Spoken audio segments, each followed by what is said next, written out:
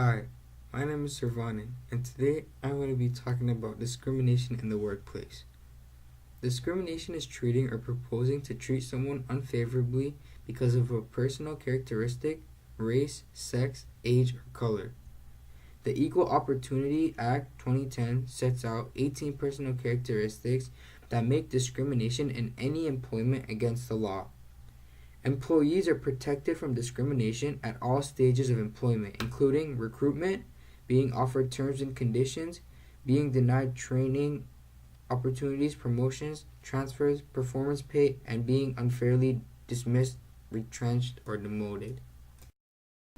So now let's talk about the types of discrimination. So there are many types of discrimination that can be seen in the workplace, but some of the most common include race, color, sex, physical or mental disability, age, pregnancy, religion, and political opinion. Discrimination can also be seen as direct and indirect.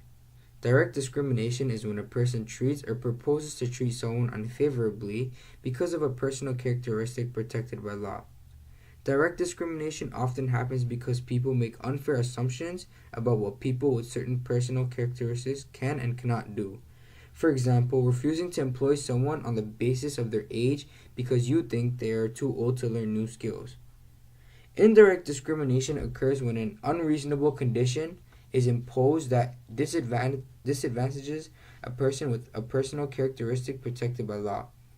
Indirect discrimination happens when a workplace policy, practice, or behavior seems to treat all workers the same way, but it actually unfairly disadvantages someone because of a personal characteristic.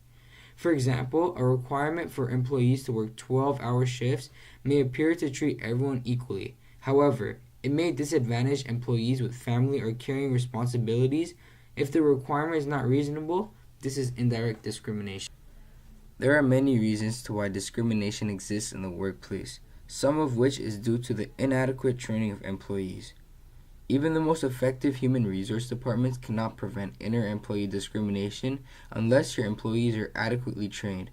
All your workers should be familiar with discrimination laws and any internal rules your company has adopted.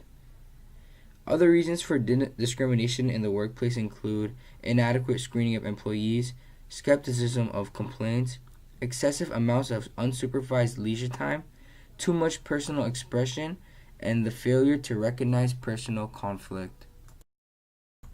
Discrimination in the workplace can affect an individual in many ways, such as mental and physical health problems, but it can also negatively affect the business.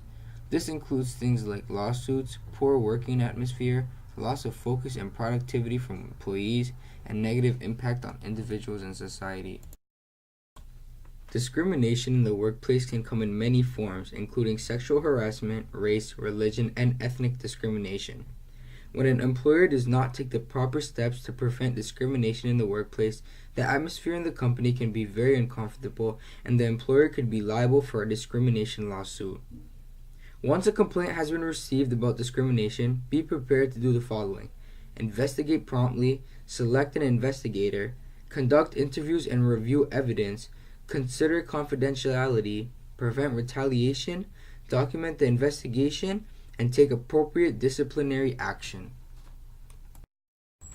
So now let's talk about the article. So the article that I have chose to analyze today is called "McDonald's Faces Employee Lawsuit for Allegedly Ignoring Discrimination Complaints." So the article is about McDonald's workers who say they were fired because of their race and are now suing the fast food company, accusing them of dodging responsibilities for discrimination and harassment they say endured. The workers in a federal complaint stated that about 15 African American employees from a Southern Virginia restaurant were fired last May after several white employees were hired. Many of those fired were told by the owner, Michael Simmons, that while they were good workers, they didn't fit the proper profile. He was trying to build for the company according to the complaint. The employee said that McDonald's Corporation controls nearly every aspect of how franchises operate restaurants, but corporate officials did nothing when they were contacted about the dismissals and blatant racial discrimination. The workers said in the complaint that before they were fired, restaurant supervisors frequently demeaned African American workers by using terms like ghetto to describe them, and by complaining that there were too many black people in the store. The complaint also states that female employees were inappropriately touched by male supervisors, who also sent them naked photos and offered better working conditions in exchange for sex. So as you can see, discrimination in the workplace is very much happening everywhere, even at your local McDonald's. So I come to conclude this presentation by asking you guys a very important question. Why is that people are having trouble coming forward about being discriminated at work, even though there are countless social movements and media coverage which help talk about these types of issues?